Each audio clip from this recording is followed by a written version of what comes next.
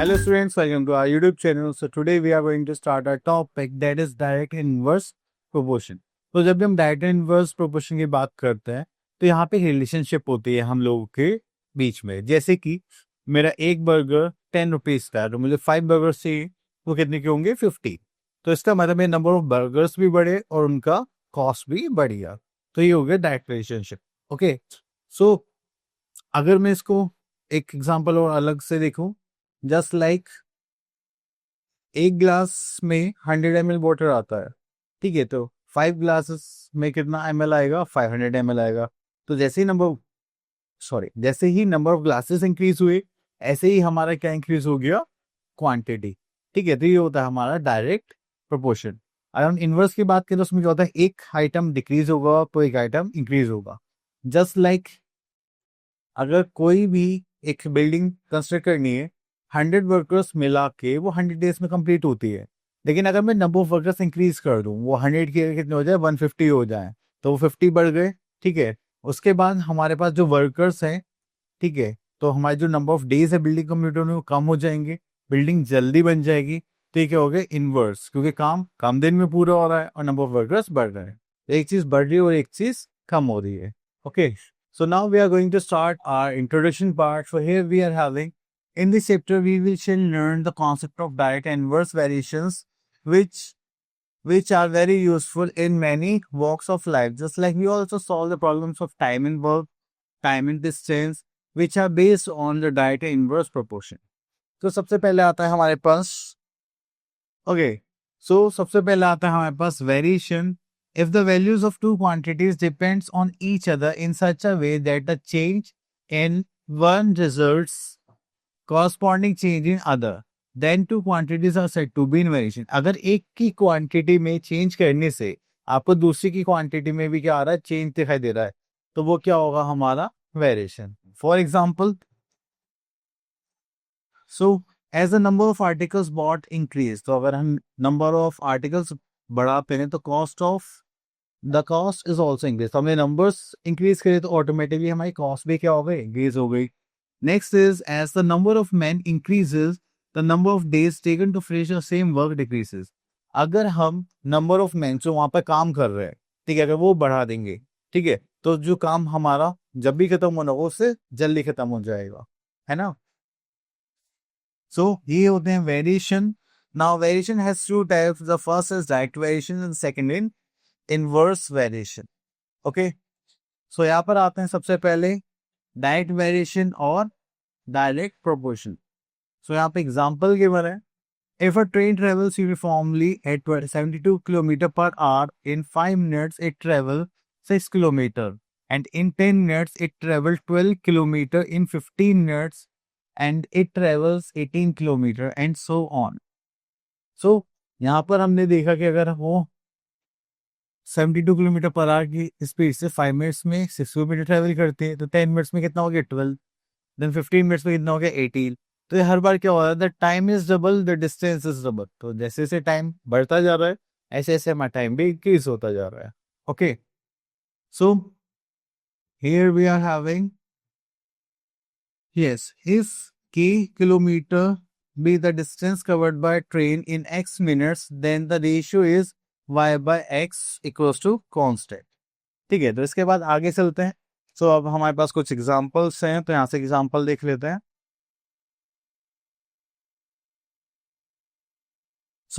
देखिए यहाँ पर हमारे पास शीट्स हैं और उनकी थिकनेस है। अगर 500 शीट्स मिला के कितनी थिकनेस बनाते हैं, 3.5 सेंटीमीटर, तो 275 कितना थिकनेस प्रोवाइड करेंगे वो देखना है। ठीक है, तो इसको हम कैसे कर सकते हैं, the ratio of the number of sheets just like 500 is to 275 और थिकनेस, रेशियो ऑफ थिकनेस, तो इन दोनों का रेशियो क्या होगा, इक्वल होगा। तो अभी रेशियो इक्वल होता है तो वो क्या होता है, direct proportion. Okay,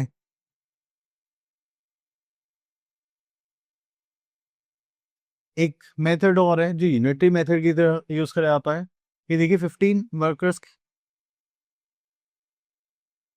if the ways of 15 workers for 6 days is this. यहाँ पे वेजेस 15 वर्कर्स 6 डेज कितना, इतना। तो wages of 1 worker for 6 days कितना देखा, इतना। Then wages of 1 worker for 1 day is this. तो हम पहले 1 डे का निकालेंगे, फिर 19 वर्कर से मल्टीप्लाई करेंगे, और फिर जितनी भी डेज का पूछा गया है उस डेज से मल्टीप्लाई कर देंगे. Okay, next here we are having an exercise that is 13.1. तो हम लोग यहाँ पे क्या करने वाले हैं, क्वेश्चंस करने वाले हैं. जैसे question number 1, state whether X and Y in direct with each other or not in case of following. Also state constant of variation. चलिए, तो यहां से हम ले लेते हैं सी पार्ट. अगर देखिए इनका रेशियो सेम रहता है तो उसका मतलब क्या है, ये डायरेक्ट प्रोपोर्शन में है. ओके, सो इनको देखते हैं. अगर सॉल्व करेंगे, this is 1/2, this is 0, this is again 1/2 and this is 1/2. अब देखिए 0 आ गया. अगर ये 0 नहीं होता तो ये किसमें होते, डायरेक्ट प्रोपोर्शन में होते. चलिए, उसके बाद हम यहाँ पे एक क्वेश्चन ले लेते हैं, क्वेश्चन नंबर 2. ओके, तो देखिए हमें यहाँ पर टेबल कंप्लीट करते हैं, बी टेबल कंप्लीट करते हैं. These are in direct variation. तो हमारे पास जो वैल्यू होगी वो होगी x1/y1 इक्वल्स टू x2/y2. ठीक है, या फिर आप इनको ऐसे भी कर सकते हैं, just like x1 is to x2 equals to then y1 is to y2. Okay, तो चलिए हम यहाँ से सॉल्व करना स्टार्ट करते हैं. पहले हम इस पार्ट को सॉल्व करेंगे क्योंकि यहाँ पर हमें ही गिवन है, या फिर आप इसको भी ले सकते हैं. चलिए पहले यहाँ से स्टार्ट करते हैं. तो इसको मान लेते हैं हम x1/y1 इज 8 और x2/y2 तो ये होना चाहिए, बट हमें यहाँ पे कंप्लीट वैल्यू गिवन नहीं है, तो हम इस पार्ट को ले लेते हैं. This is 42/24.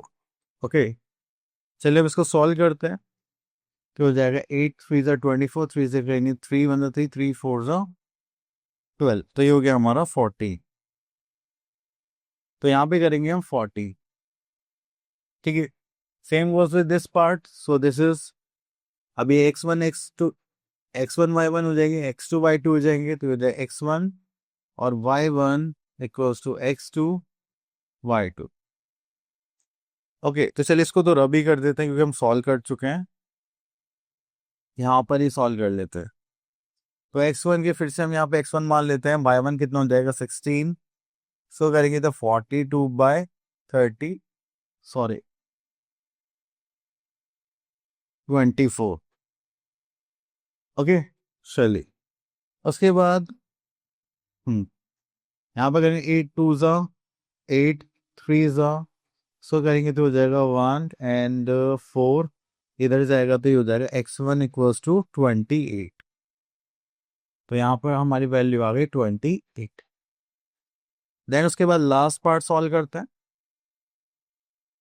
तो इस बार इसको x1 y1 ले लेते हैं, just like 42/24 equals to 98 by, यहाँ पे मान लेते हैं y2. सो तो 7 से कहेंगे, 7 से 42, 7 1 तो 7 7 4 28. ठीक है,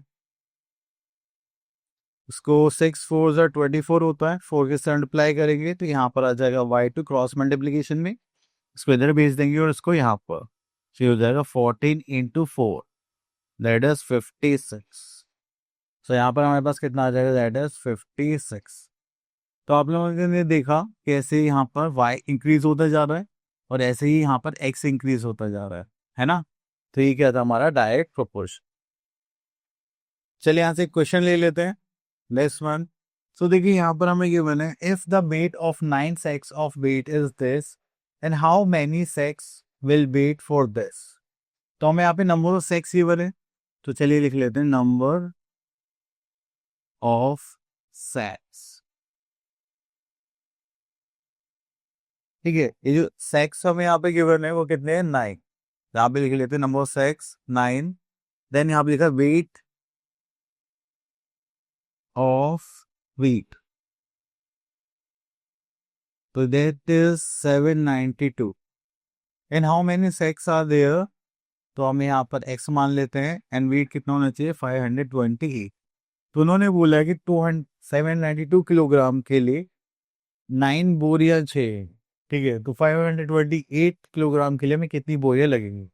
तो ज्यादा बोरियां ज्यादा वेट, कम बोरियां कम वेट. ठीक, क्या हो गया, डायरेक्ट प्रोपोर्शन, तो यहाँ पर करेंगे x1 upon y1 equals to x2 upon y2। तो यहाँ पर x1 हो गया हमारे पास 9, y1 हो गया हमारे पास 792। यहाँ पर करेंगे x, y2 कितना है 528। अब इनको सॉल्व करेंगे तो क्रॉस मल्टीप्लाई करते हैं 9 इंटू 528 डिवाइडेड बाय 792। 3 से जा सकता है कि 3 टू ज़ा 6 एंड 6 3 ज़ा 18, 6 4 ज़ा 3 4 ज़ा 12। हाँ 3 3 ज़ा 3 से और करेंगे तो 3 8 ज़ा 24, देन 3 8 ज़ा 24। 11 से जा सकता है क्या? चलिए डिवाइड करके देखते हैं। 11 8 ज़ा 11 4 ज़ा 4 ज़ा 48 44 एंड देन यहाँ पर आ जाएगा 8 8 ज़ा 8 6 ज़ा 48 होते हैं। तो यहाँ पर देखेंगे तो हमें सॉल्व करके क्या मिला x, तो ये हो गया हमारे पास 6। तो यहाँ पर 6 equals to our answer. Okay, तो ये हो गया हमारा आंसर। तो हमें कितने 6 चाहिए? 6 6। ओके, तो यहाँ पे हमारे x की वैल्यू कितनी आ गई थी? 6। तो यहाँ पे 6 बोरियन चाहिए जिसमें वेट कितना होगा? 800 528। चलिए यहाँ से एक क्वेश्चन और देख लेते हैं। ओके, तो यहाँ से क्वेश्चन ले लेते हैं, क्वेश्चन नंबर 11। चलिए तो यहाँ पे देखेंगे, if 8 metre of cloth cost ₹500, find the cost of 5.5 metre of the same cloth. तो यहाँ पे लेंथ गिवन है,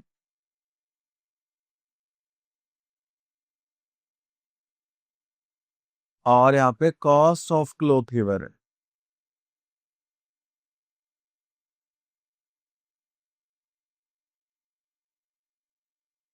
चलिए हम एक टेबल फॉर्म कर लेते हैं इस बार। तो लेंथ हमें यहाँ पे गिवन है 8 मीटर, और यहाँ पे जो कॉस्ट गिवन है वो कितनी हमें गिवन है? 500। ठीक है, देन यहाँ पे आ जाएगा लेंथ कितनी गिवन है? 5.8 मीटर। कॉस्ट हमें नहीं पता कितने, वो हमें फाइंड आउट करनी है। तो देखिए, ज्यादा लेंथ होगी तो ज्यादा कॉस्ट होगी, कम लेंथ होगी तो कम कॉस्ट होगी। तो सेम यहाँ पे क्या हो गया हमारा? Direct variation. तो चलिए अब यहाँ को सॉल्व करेंगे। x1 upon y1 equals to x2 upon y2। चलिए तो यहाँ पे आ गया 8 बाय कितना था? 500, और यहाँ पे कितना? 5.8 बाय हमें निकालना y, तो यहाँ पे लिख लेते हैं x। क्रॉस मल्टीप्लाई करते हैं, इसको यहाँ पर ले जाते हैं, इसको यहाँ पर, और इसको इधर ले आते हैं। क्या हो जाएगा? x equals to 5.8 into 500 by 8।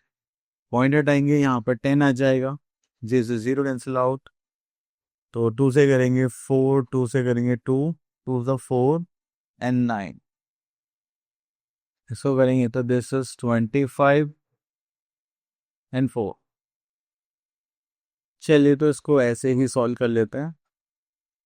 तो हो जाएगा हमारे पास 4 5, this is 5 for 20, this is 24, sorry 40, 9 5 45 4 40।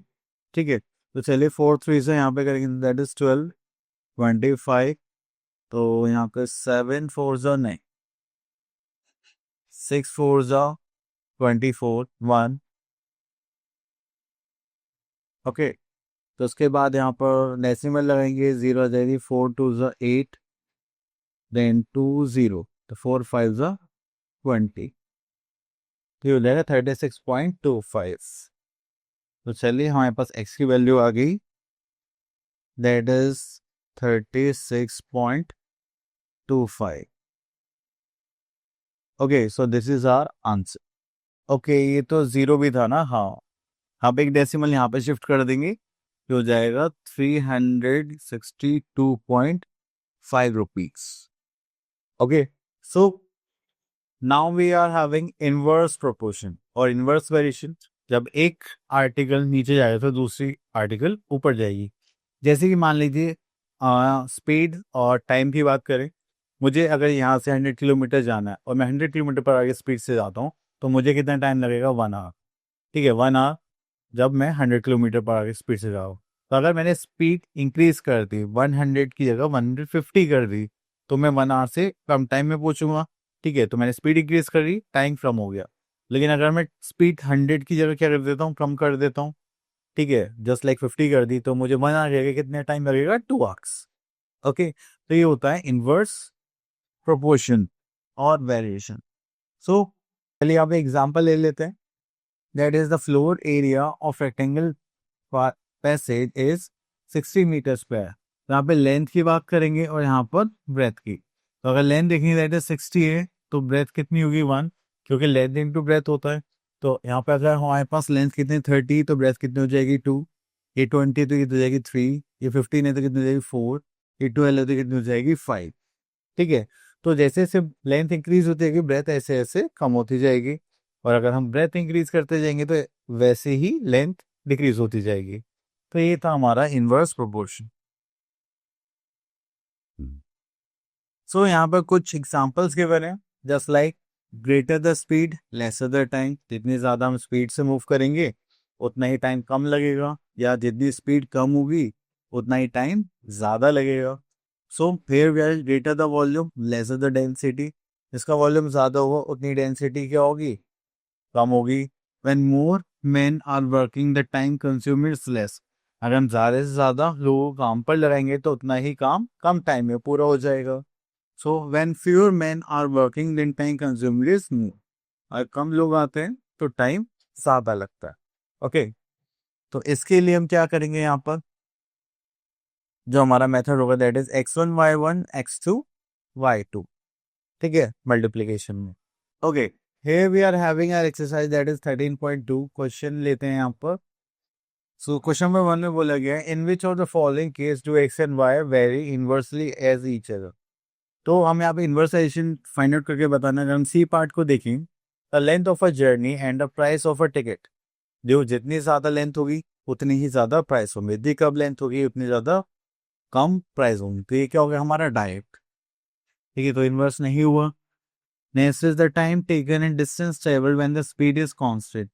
अगर हम टाइम की बात करें और डिस्टेंस की बात करें, तो स्पीड कांस्टेंट है तो सेम स्पीड से जाना है, तो डिस्टेंस ज़्यादा होगा तो टाइम भी ज़्यादा लगेगा, टाइम ज़्यादा, डिस्टेंस कम होगा तो टाइम भी कम लगेगा। तो ये भी क्या हो गया, डायरेक्ट हो गया। ओके, तो चलिए इसको ई पार्ट को देख लेते हैं। The number of people in the time taken to complete a work. Okay, तो यहाँ पर क्या सिचुएशन होगी, ज़्यादा लोग होंगे तो कम काम करेंगे, कम होंगे तो ज़्यादा लोग काम करेंगे। ठीक है, तो ये हो गया हमारा inverse variation. Okay, question number 2, fill in the blanks in the following table by determining first whether x and y are direct और inverse। चलिए इसको सॉल्व करने के लिए हम यहाँ पर ले लेते हैं क्वेश्चन नंबर 3, क्योंकि सेम ही बात पड़ेगी। ठीक है, सो तो देखिए हमें बोला गया है कि ये जो टेबल गिवन है ये इन्वर्सली वेरिएटेड गिवन है। तो यहाँ पर हमारे पास है एक्स एंड वाई। ठीक है, तो जब इन्वर्स वेरिएशन होगा,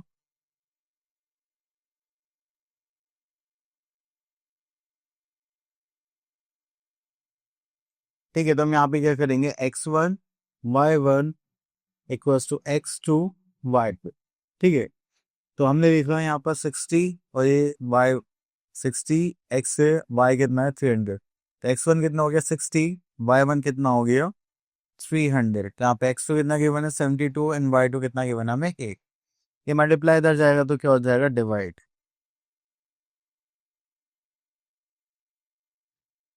चलिए उसके बाद यहाँ पर देखेंगे कि मल्टीप्लाई में इधर जाएगा तो डिवाइड हो जाएगा, यहाँ पर जाएगा 72। सो 6 से करेंगे 12 से 72, 3 से करेंगे 4, 3 से करेंगे तो 100, और यहाँ पे रेंटे हो जाएगा 25 और एक जीरो ये रही। So we are having 250 as a answer. तो एक ही वैल्यू कितने आ गया हमारे पास 250।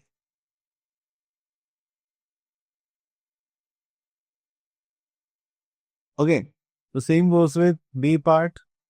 चलिए इसको साइड कर देते हैं।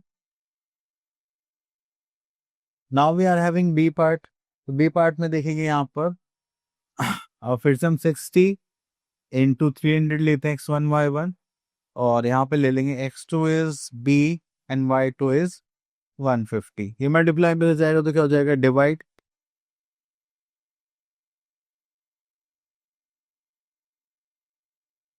तो करेंगे तो that is 2, 6 2 are 12, 120 equals to b। तो ये हो गया हमारे पास 120। ओके, चलिए नेक्स्ट पार्ट सॉल्व करते हैं। चलिए next we are having 180 by c। तो यहाँ पे x1 कितना लेंगे, 60, और यहाँ पे लेंगे 300 equals to x2 is c, sorry x2 हो जाएगा हमारे पास 180 एंड y2 इज c। फिर मल्टीप्लाई में जाएगा तो क्या हो जाएगा, डिवाइड।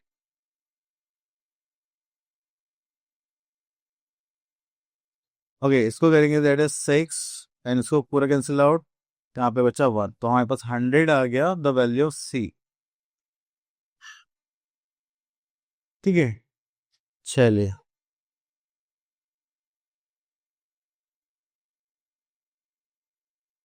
अब उसके बाद आता है हमारे पास लास्ट पार्ट। तो यहाँ पे देखेंगे x1 y1 that is 60 into 300 equals, यहाँ पे आ जाएगा d इंटू 90। चलिए उसके बाद यहाँ पर आते हैं कि मल्टीप्लाई में दे जाएगा तो क्या हो जाएगा, divide. Just like 60 into 300 multiply में तो जाएगा तो 90, तो दिस इज टी। 3 2 3 3 थ्री करेंगे 1, तो ये कितना हो जाएगा 200 इक्वल्स टू डी।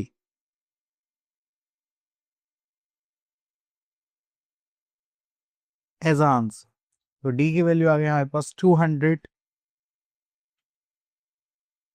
ओके, चल उसके बाद यहाँ से कुछ क्वेश्चंस देख लेते हैं। जस्ट लाइक क्वेश्चन नंबर 7, यहाँ पे आता है अ garrison of 400 men had food for 35 days। तो मतलब एक जगह है जहाँ पर 400 men थे, 35 डेज तक का फूड है। ठीक है, तो यहाँ पे लिख लेते हैं number of mains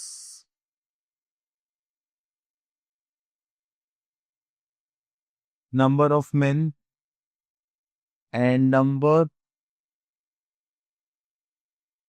of days. Number of men is 400 and number of days for food is 35 days. And however 50 men left. तो 50 men चल जा चुके, अब कितने बचे हैं, that is 350. Okay, then we are having how many days will food last now. तो अब ये हमें फाइंड आउट करना है। तो देखिए, तो बहुत सिंपल सी चीज़ है, अगर खाने वाले ही कम हो जाएंगे तो जो हमारा फूड है वो ज़्यादा दिन चलेगा। ठीक है, तो उसके लिए हम कौन सा वेरिएशन यूज करेंगे, इनवर्स वेरिएशन, जो क्या होता है हमारे पास x1 y1 equals to x2 y2। x1 कितना है यहाँ पर 400, y1 कितना है हमारे पास 35, x2 कितना है हमारे पास 350 एंड y2 कितना है हमारे पास x। चलिए अब सॉल्व करते हैं। तो हो जाएगा 400 इंटू 350 डिवाइडेड बाय 30। 6 से 0 कैंसिल आउट, 35 से 35, तो वी आर हैविंग 40 डेज। अब जो फूड रहेगा वो कितने दिन के लिए रहेगा, 40 डेज के ही। Okay, so our answer is 40 days. Clear, चलिए, सो आई होप आपको ये टॉपिक्स क्लियर हो गया होगा। अब मिलते हैं नेक्स्ट वीडियो में, till then all the best.